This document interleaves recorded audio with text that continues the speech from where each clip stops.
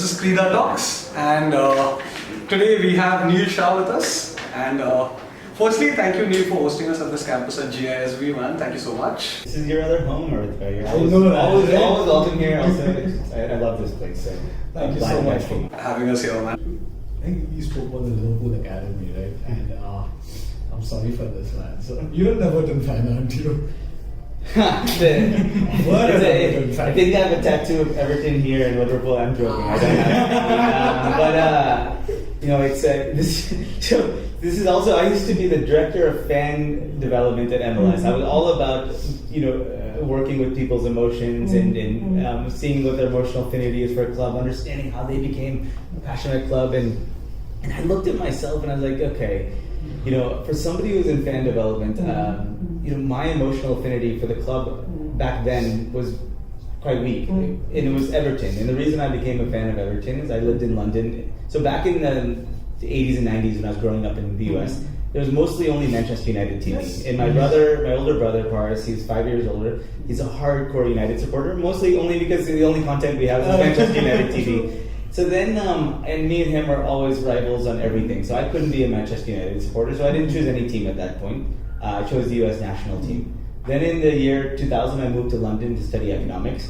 And it just happened that my neighbor, this guy, Will Mitchell, lovely person. One, he's a diehard Everton supporter, grew up in Liverpool. Two, he always had he had access to season tickets, and he never had a friend who could go with the secondary ticket. So I found myself a guy who loves playing football, now living in London, never seen much live football except for what I had in America at the time, which was not great. And I was finding going to Anfield, going to Stamford Bridge, going to Highbury, going everywhere, watching Everton on that extra season ticket. And I was in the pub, drinking beers, talking, sharing stories, and chanting songs with the hardcore supporters.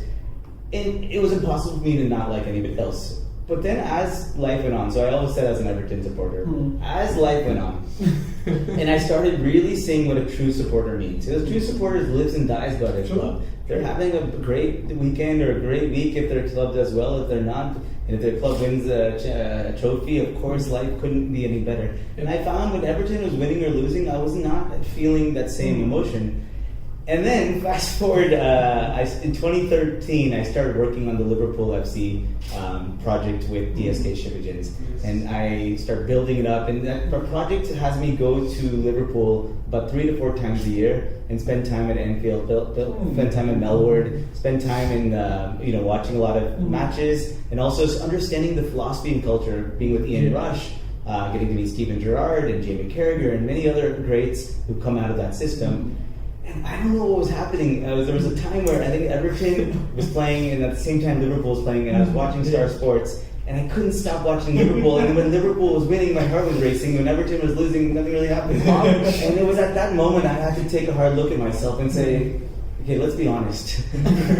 You've actually become a Liverpool supporter. So then I became a closet Liverpool supporter, which sounds weird because you would actually be a closet Everton supporter. Yes. So then as a closet Liverpool supporter, I was like in hiding for about a year. And then finally when we started GISB, I came out and I told everyone, because they didn't know past me, everything was great until anybody from my past came into that space, and then I lost all credibility. So I'm still going through growing pains from this decision.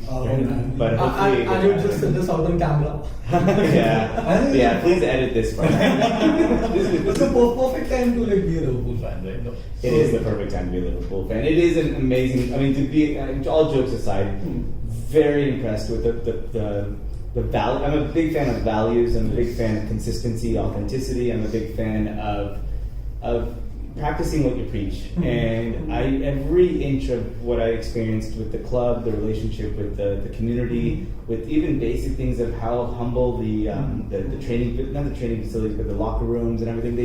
They really stay true to their past, their history. And you look at a player like Steven Gerrard, or you interact with him, and a lot of our friends knew him when he was at LA Galaxy as well, and just very down to earth, humble, and works his butt off. And I just love people like that. So it's hard not to like a club with that. And now the way that they're playing, obviously, then you can just love them. Oh yes.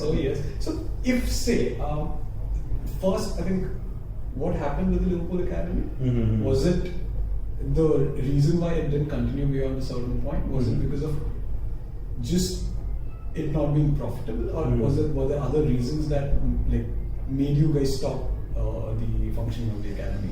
Yeah, and it's a really still a sad topic to talk about for me, because in my opinion, Shrish Kulkarni, the DSK family, were visionaries not just in football, but in many areas of business, of real estate, of automobile industry, and bikes industry.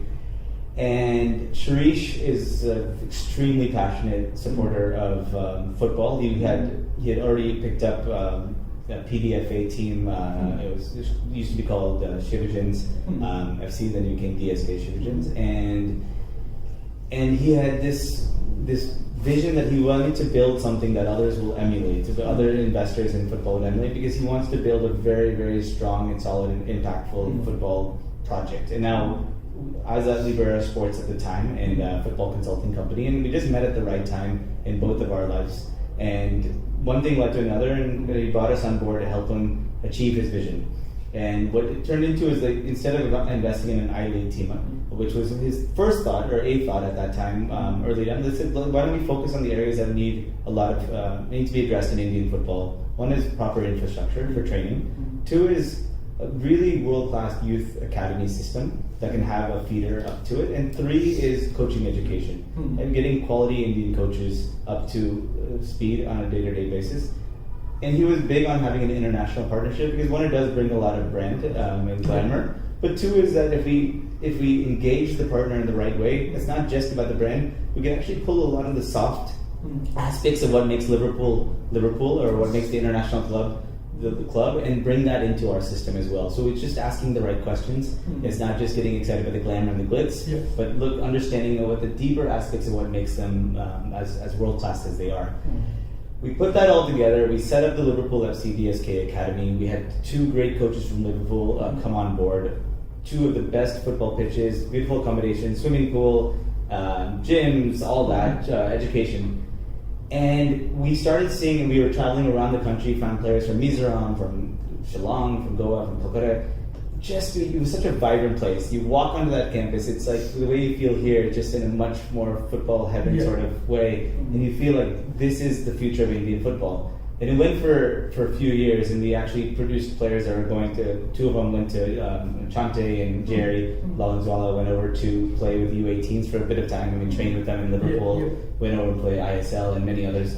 And when we started the I-League team, on top of that, it was just this dream, because you have soccer schools coming up, the better players go to our U13s, then they go to our U15s and our U18s, then they go to our senior team, and at the same time we have a pay-to-play model. So people are paying 3 to 5 lakhs to be there, and they still have to be good, and that's at least keeping something sustainable. So even financially, we were doing pretty well for an academy that was investing so much in a Liverpool brand, as well as quality coaches. So why it all came apart, one of the challenges in Indian football, and Indian sports I'd say, is money that's invested in sports in India is typically invested, as you would be aware, from people who've done really well in other industries. And so whatever is allocated and earmarked for sport is quite small, even though it might be big for us in the sports industry. When you look at their larger real estate projects or their other businesses, it becomes it's not that big, and it's fun. I mean, to go to the Balawadi Stadium, to bring your clients and your friends and watch your team play, it's great. So what ends up happening is that everything is good when those businesses are doing well. The second those businesses start doing well, one of the first things that goes is this extra cost that's not bringing us any money. And unfortunately, one of their major real estate projects that they invested heavily in started to, it didn't grow as fast as that they would have liked. It definitely impacted all of the businesses within that larger family of companies, and the football project was another one. So it's taught me a valuable lesson. It was one of the best projects I've ever worked on my entire life. It's one of the best people. It just taught me the importance of this word sustainability. How critical anything you do, one is make it sustainable. Two is do not be too dependent on external funds.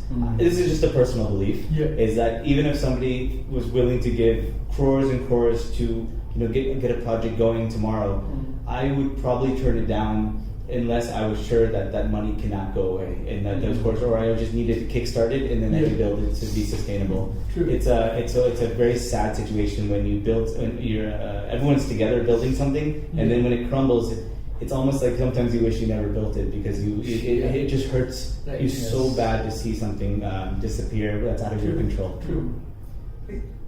So when we talk about sustainability in general, right? So and you hit the nail on the head when you said that most of the money in this industry has come from people that have made money in different industries. So is there a way today to generate enough money inside the sports industry so that it itself keeps churning the machine?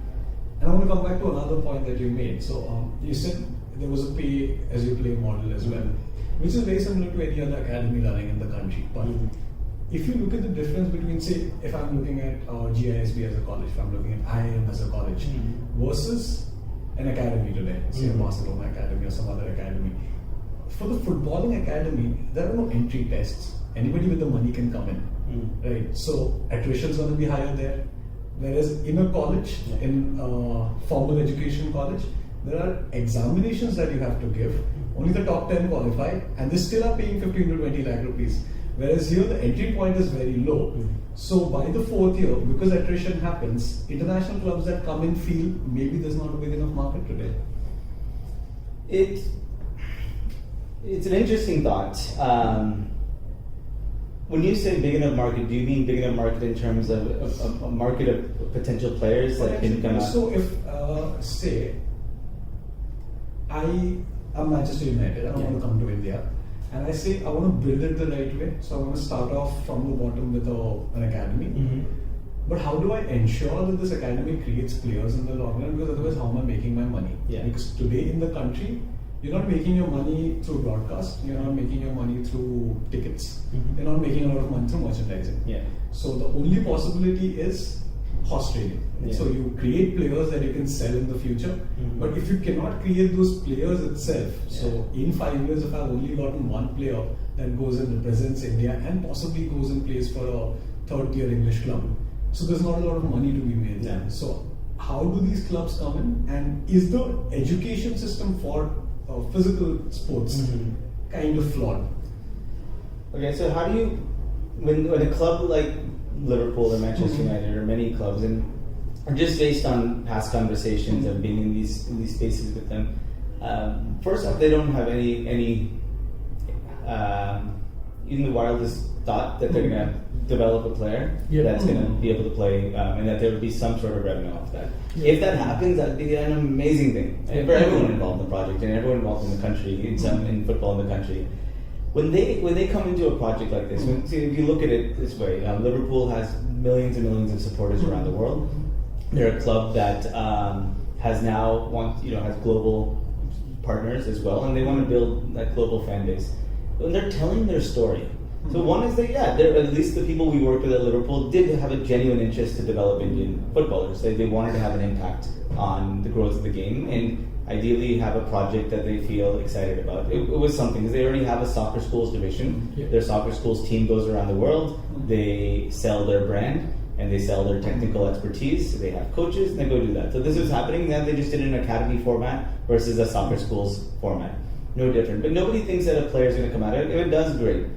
The main thing is it's the narrative. If I'm sitting with a potential sponsor and I'm sitting at our office, their offices in Chapel Street in Liverpool or in London, and you're discussing Liverpool's global growth, because the world is getting smaller anyway.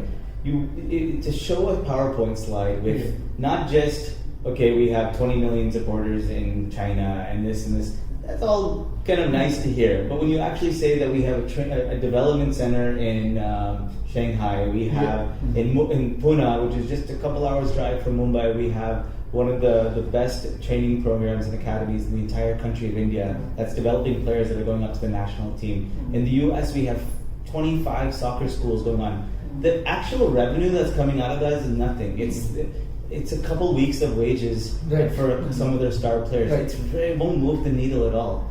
But that narrative of having a PPT that actually shows that you're on ground in many parts of the world is exciting. Because the second you're on ground in those places of the world, there's a lot of other opportunities to build up as well. So And also the talent is there.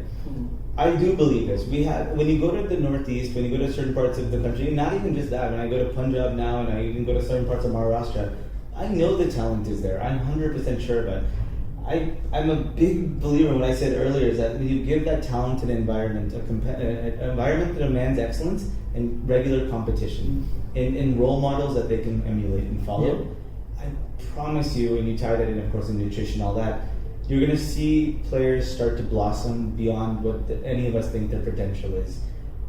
But for us to do that, we need to go all in on a couple of parts of India instead of trying to do an India plan.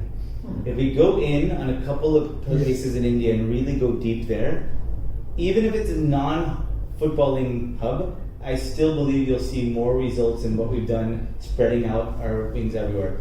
That's a very controversial thought, because that's saying that, hey, instead of investing 100 crores in 10 states, let's invest 100 crores in 2 cities. Yeah. But if we want to see the kind of results that sometimes people, when they say let's invest 100 crores in 10 states, they want to help India make it to the World Cup. They want to see players who can play in Europe. It's not going to happen when you spread it out to then if we only have 100 crore. Even if we have 500 crore, it doesn't mean it's going to change everything, because that means that we need minds, we need patience, we need time, we need energy, we need the right climates, we need everything to be able to make those pockets work. So I'm a big believer in go deep into a couple places, see how it works, course correct if necessary, and then emulate that in other places. I'd like to take this on a tangent. We see South American players who probably aren't at an elite academy, or say African players who aren't at an elite academy and who probably come from nothing, some of them, they still somehow manage to make the leap to the big leagues. And I mean, we've heard their stories, they're inspirational. What is stopping an Indian player from doing something like that? Is it only the African footballing culture or the South American footballing culture which is so big, and perhaps the culture here in India is all about cricket? Is the footballing culture or India's sporting culture overshadowed, or are there more elements to it? Are there more aspects to it? Yeah, it's culture. It's It's predominantly culture. It's culture. I mean, I grew up in a culture. When I was growing up, it was baseball and basketball. Of course, American football. When you get older in high school and so on, we played a lot of American football. The culture of basketball, if you go into an inner city in say New York or LA or Detroit or wherever it might be, it's oozing with this basketball culture. It's what you talk about, it's what you wear, it's what you're watching, it's who you're emulating, it's the lingo you use, it's the Nike Jordan pairs that you wear. It's oozing, and you always want to be better than the other person, because it's street credibility. It's credibility if you can dunk over that person, you can go faster than that person. It's in the culture, so it's pushing. And on a day-to-day basis, footballers are getting better just coming out of that culture, because you're constantly every day you're thinking, you're going to sleep at night thinking, how the hell can I be better than that person on the court tomorrow? How can I dunk faster? How can I dunk harder? How can I talk more smack? How can I do this? So all of that is starting to, it emulates in the cells of the whole ecosystem. Now, we have that in certain parts of the Northeast, and you could feel it in those places. It's not a surprise that even with this, not the same build as many other parts of India, a lot of Northeastern players are doing some incredible things. Now, there's a lot of challenge when it comes to certain things in self-expression and really having commanding presence on the field. And those are areas that maybe a Punjab player can have and others.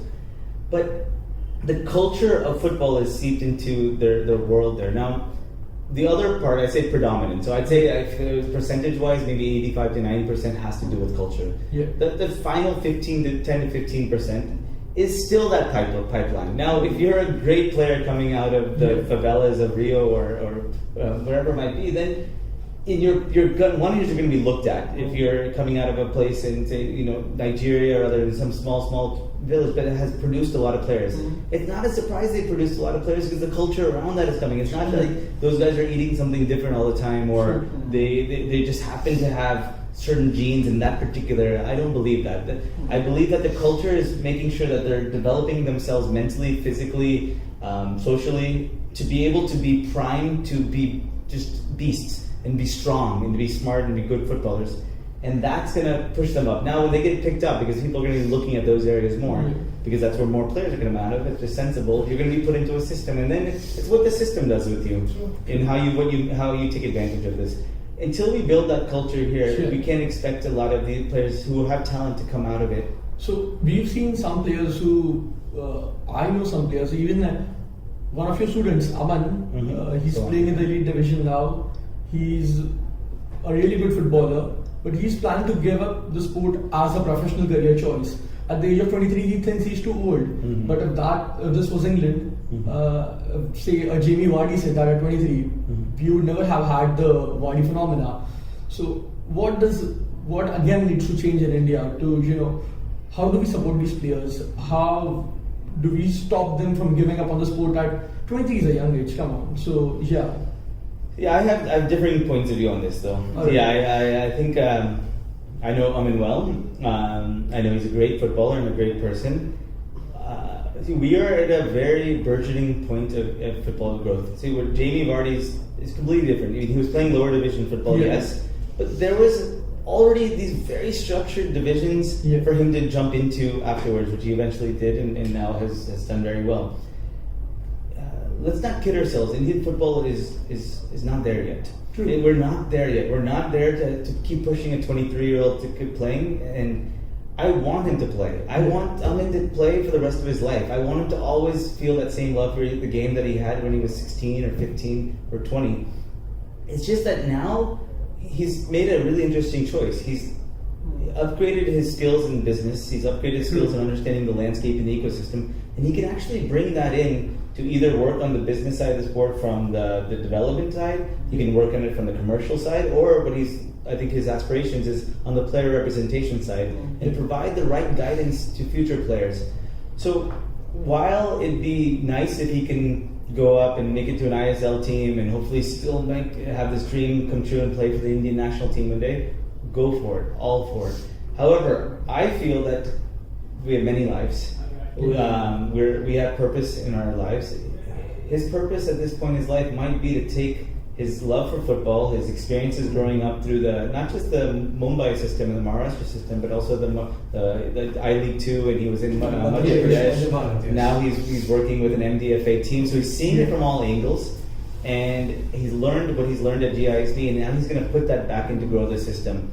I loved playing football growing up. I played from 4 to 18 at a really great club, and I feel that it's my purpose to, from the age of 19 onwards, that I want to help more people get connected to this beautiful game. The game did so much for me growing up, and it still has. That if I can create programs and properties and partnerships around the world to get more people to grow, have the access to grow through football. So while I probably am not even close to the footballer Amin is today, but I was at 18, I still feel that if I had a chance to make it fully professional at the time, I still probably would, because at the time in the US, there still wasn't a lot of options in Europe, and MLS just started 2 years earlier.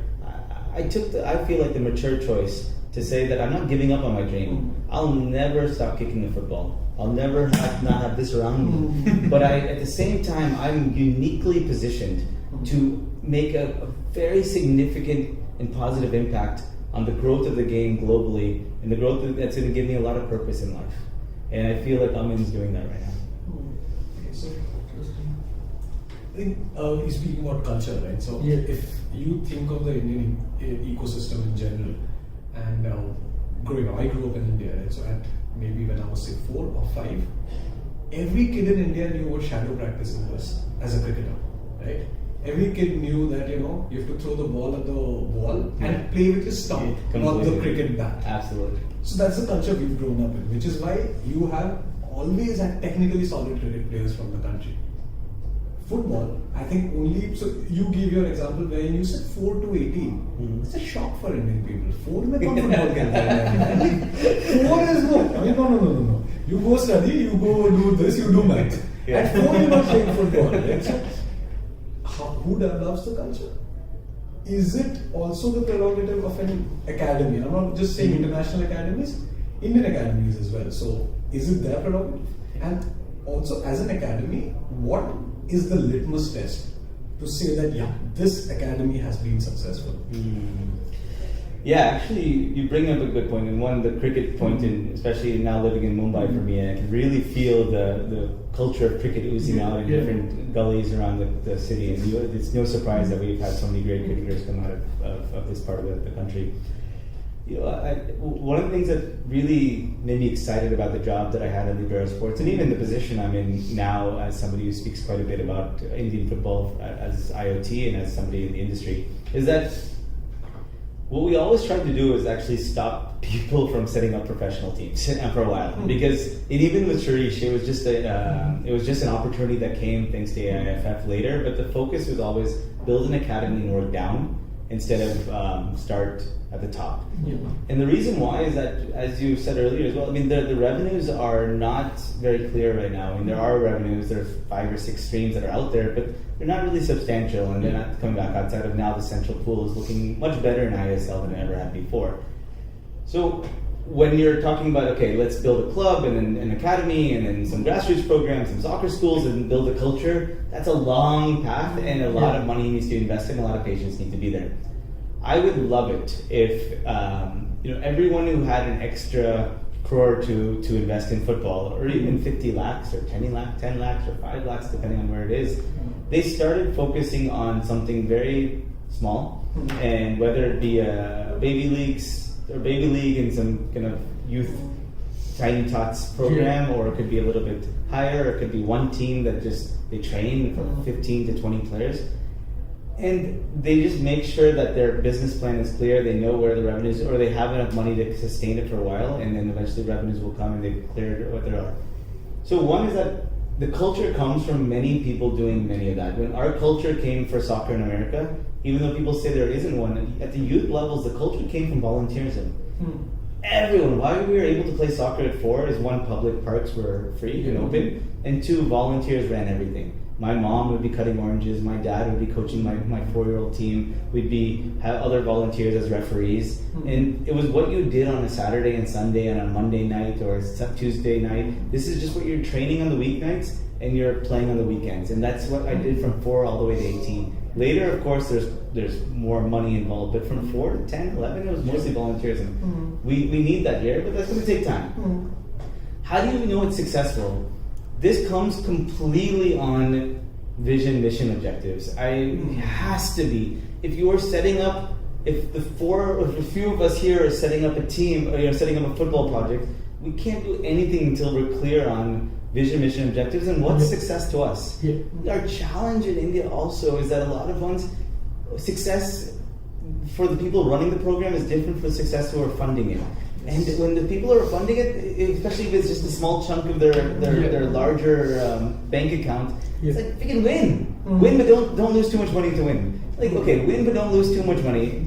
Now, people who are running it, it's like, that's not clear. Like, if you're the CEO and your objective is to win the championship without losing too much money, it's confusing, because you're going to get yelled at if you don't win it. You're going to get yelled at if you also spend too much. It's just, I'm a huge believer that you have to have clear vision of why. What is your why? Which is Simon Sinek's thing. What is your objectives, and are they tangible? Are they smart? Are they specific, measurable, achievable, realistic, and time bound?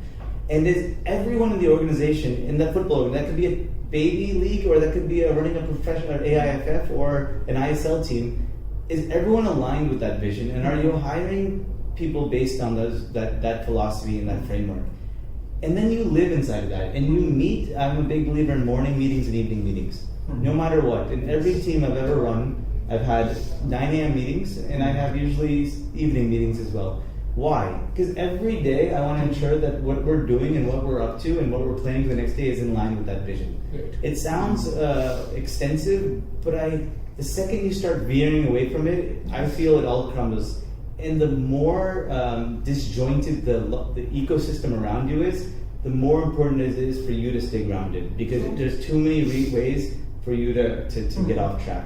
So I feel the answer for you, I mean, what the question that you asked is a great question, and it's something that I want every stakeholder, and every stakeholder is anybody who's investing not even money but time and energy into the growth of football in India, to think about why they're doing it and what they want to achieve from it and what is their definition of success. And then we work together to get there. I'm going to continue that thought for a bit more. I'm going to put in 3 words that you mentioned: revenue, I think it's about money, and it's about funding. Yes. Now, from the background that we come from, we're looking at investing in startups, be it technology, consumer, sports. What we are always looking out for before investing, and I'm guessing most investors are doing that, is looking at a prototype or a proof of concept, which says that this has made money over the last 15 months, such a product doesn't exist in the market, and this will make you more money in the next 2 years, 3 years. Has there been a successful POC or a prototype for a football product in India, which then gets more investors into the market? And if there has not been, again, who does the onus fall on? Yeah. Yeah, you know, this money question needs to come, and I'm not dodging your question. I'm getting to your question. I used to, when I was at Libero especially, I would spend usually 3 to 4 weeks in the US or in Europe, but primarily in the US, just meeting with people investing in sports in the US or North America or globally or both.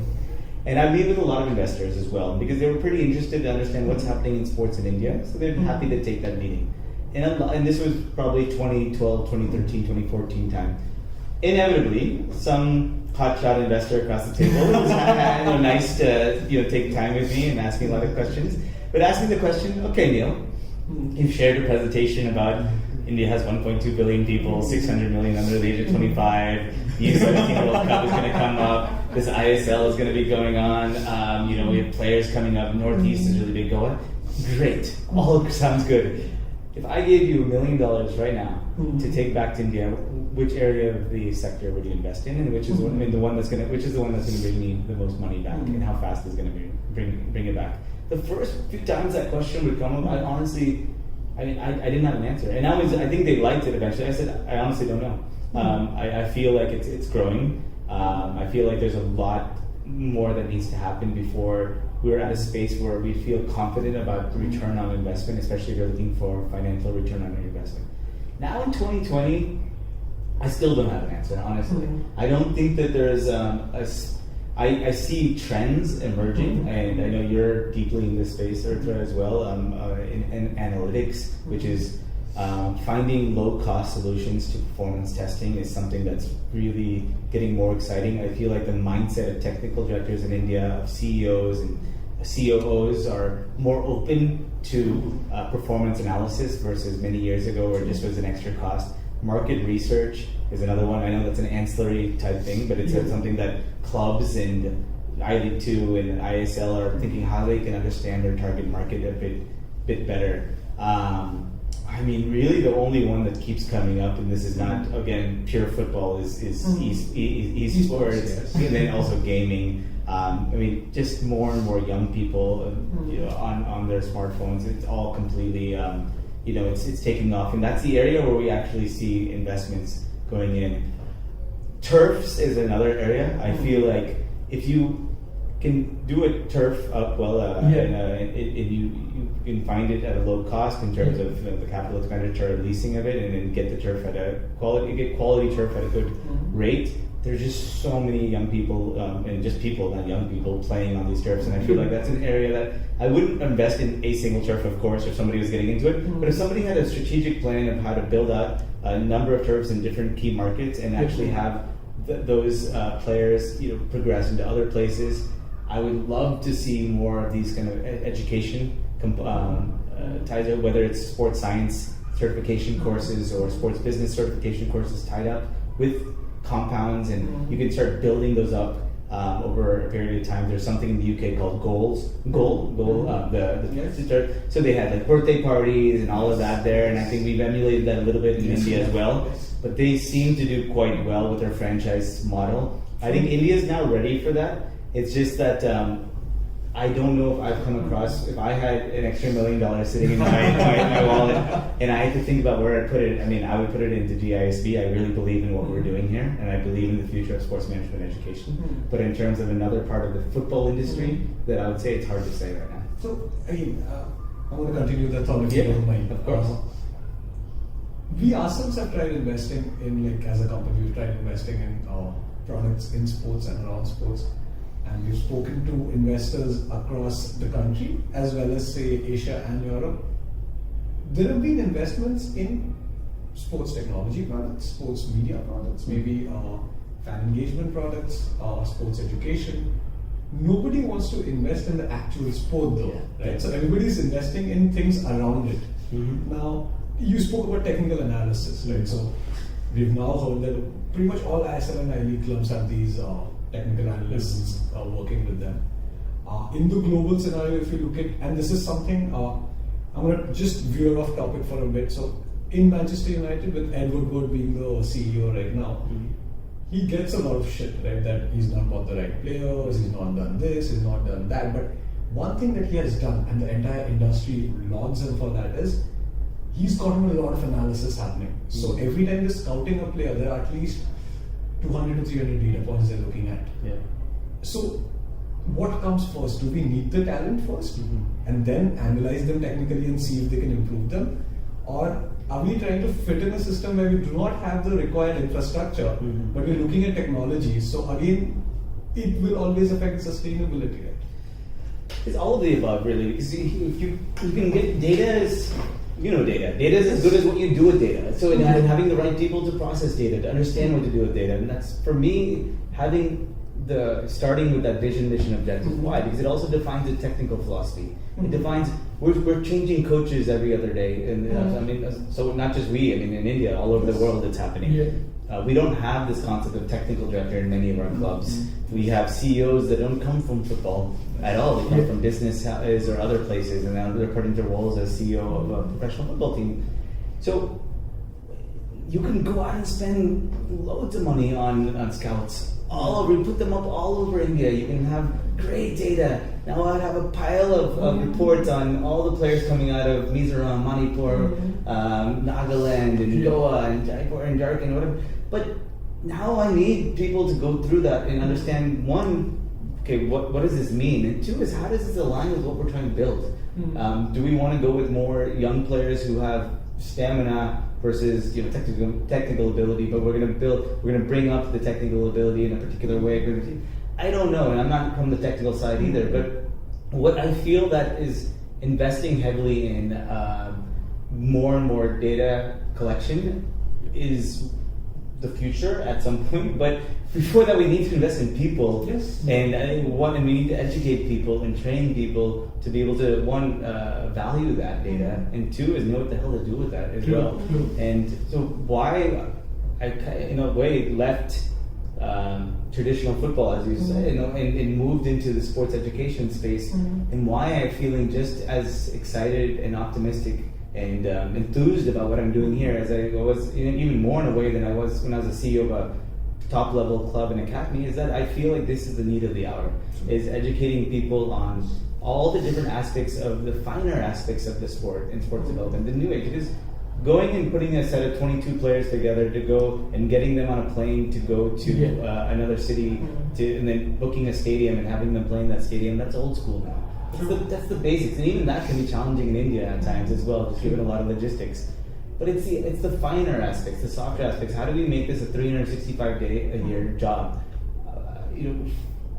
IPL is great as a commercial property, but it's not a full-fledged year-round sports league. Yet it's making a lot of money, and I think a lot of people are trying to emulate that in other leagues and other models, because hey, if they've done it, why can't we do it? But if we want to start comparing ourselves to an Ed Woodward and what the approach that he's doing, or anybody else in the world of football, then we have to format and structure our leagues and our entire ecosystem and landscape around that then, because that's the only reason why it would make sense to invest in the kind of money it would to build that up and from top down. Taking it back to academies for a moment, we've heard a lot of clubs do the franchisee system when it comes to academies. You take on say the Juventus name for an X amount of money. Yes. But India is still a very cost-conscious market, and we don't really have people willing to, say students, the parents are the ones who are going to be putting in the money. They're not always going to be willing to put in an X amount, which probably may be too high for them, again because it's India, for something which they think is not necessary for the child's development, which is probably an extracurricular activity for them and nothing else. So does the franchisee system work in India, or is there something better which can be done here? Franchisee system can work in India.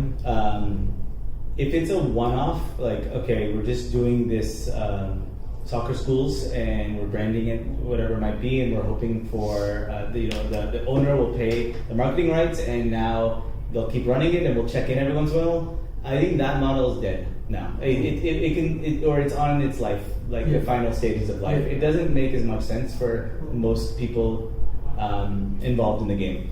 What I see works is what we're doing here with La Liga football schools. So, for example, La Liga already has an office in India, so they have 2 full-time staff on the business side sitting in India. Then you have India on Track working with them on the business side. And the business side is the technical side. There's some part of the technical, but there's a lot about their partnerships, their broadcasts, a lot of the other aspects of what they're doing in the country.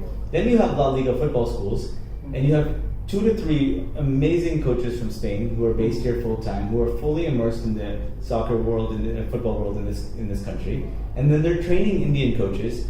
And while they're doing, and then they're running in-school and after-school programs. Now, while they're doing that, you have clubs from La Liga leveraging this. So you have Sevilla, or you have Real Betis, or whoever it might be, coming in and saying, okay, let's do something in Pune, and let's call this Sevilla soccer schools for this period of time. Yeah.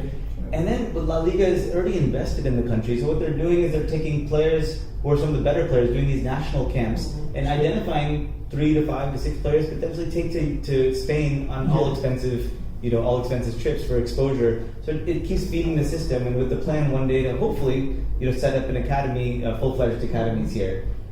So if it's just the way it used to be, where you go and you spend a couple €100,000 or pounds a year for the marketing rights, and you have to pay for the coach to come over, then you have to pay for the marketing, you have to pay for the Indian coaches, you have to pay for the pitch, you have to pay for all the logistics and operations, and somehow hope that ends meet and you're running enough programs and centers that you're able to make some sort of profit out of this at some period. That doesn't make a lot of sense. Eventually the owner who's invested in the beginning will run out of steam. What FC Biascola and now the Barca Academy, I'm actually really impressed with them. It was one of my first clients, and they've done an amazing job of sustaining their passion and doing things the right way. So that was originally more of a licensing model, but the plan, they had much bigger plans of what they wanted to do with FC Barcelona in India, and they're building towards that. And that happened, the partnership happened in 2011, we're sitting in 2020, and you can still see them growing and building. But many, and I won't name names, have just got excited, signed the agreement, and after the press conference, that was the most exciting time of that partnership, the press conference. It's been the moment where all the big wigs are there, they're drinking champagne, sitting around going, we're going to kill it, we're going to make tons of money, and kids are going to get good in football. And realizing soon afterwards, somebody's going to have to think about, are the lines pitched lined properly on a Saturday morning? Those same people who are drinking champagne and getting excited about this may or may not be the people who are actually on ground, where the parents are most interested in making sure those kids are having a good time. This country's becoming, people investing in sports have become way more experienced, educated, mature about it. So I'm just so much more optimistic about the kind of people who are investing in football now, because they've seen a lot of things that worked and didn't work in the past, and then they're going in with a lot more clarity on what they want to achieve from it. So I hope that people look at a more robust model when you go with an international club versus more like, if I have Real Madrid's logo and I'm selling it, it's going to kill because everyone used to love Ronaldo. So it's just that those days I feel like are slowly dying down. Talking about academy, so one, it was good that I finally figured out the difference between a soccer school and an academy. Thank you for that, man. So I have a slightly purist take on this in general. When I look at an academy, for me, it has to produce players for India or the country. If it doesn't, it's not an academy. It's a business. Yes. Now, even till date, if we see, most of the players are coming from Tata Football Academy. We have a few coming from the India Rush Soccer Academy. Have any of these bigger academies, the international academies that have come in, have they been able to create players? Second, if they have not, is it also down to the policies? Can certain policies help them do this? Can we enable them as, say, a football federation? Also, does the football federation, specifically because India is a very different market, India works in a very different way, and most of the industries and ecosystems are coming out independently out here. So, can the AIFF as a federation take it upon themselves and they run their own academies, maybe in conjunction with the TFA because they know what they're doing?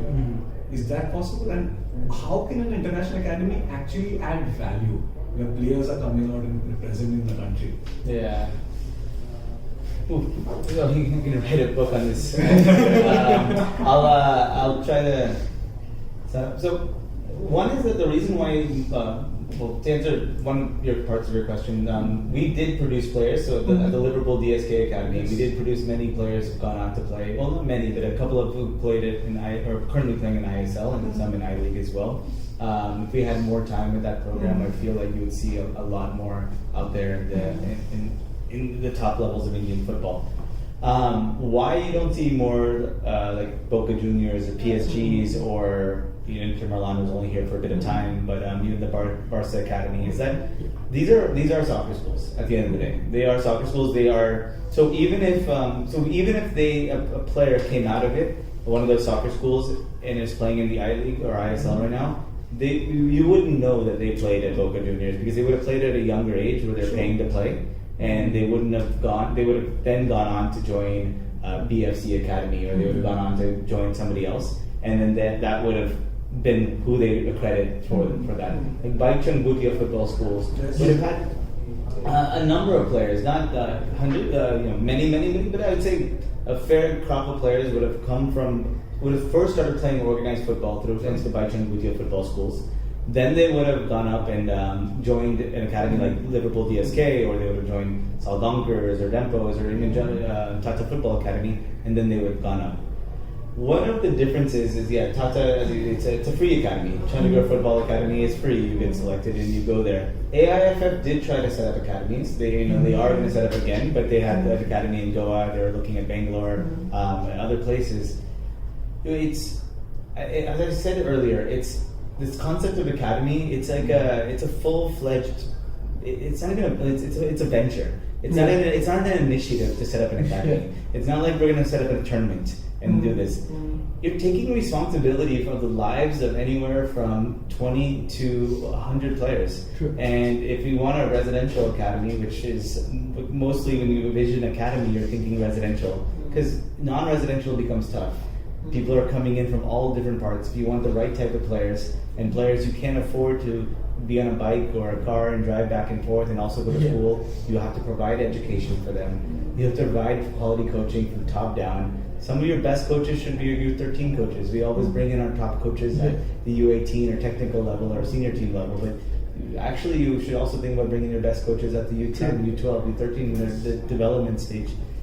So I don't have the exact answer in terms of what is it that's going to change. I can just say that I know that if we want to achieve what we hope to achieve, which is not rely so heavily on these corporate like Tata to develop the next crop of Indian national team players, or we don't want to rely on the government, where in Chandigarh Football Academy's case, or it's good. How do we get more people involved? I do see that now with the likes of JSW and what they're doing. Yes. I do see in the likes of, trying to think of another one. In Odisha, now the government of Odisha is very interested in supporting youth development. Odisha FC is, and I know the owners, GMS, also wants to do a lot more around youth development for football. Build a good academy. They have a relationship with Aspire Academy as well.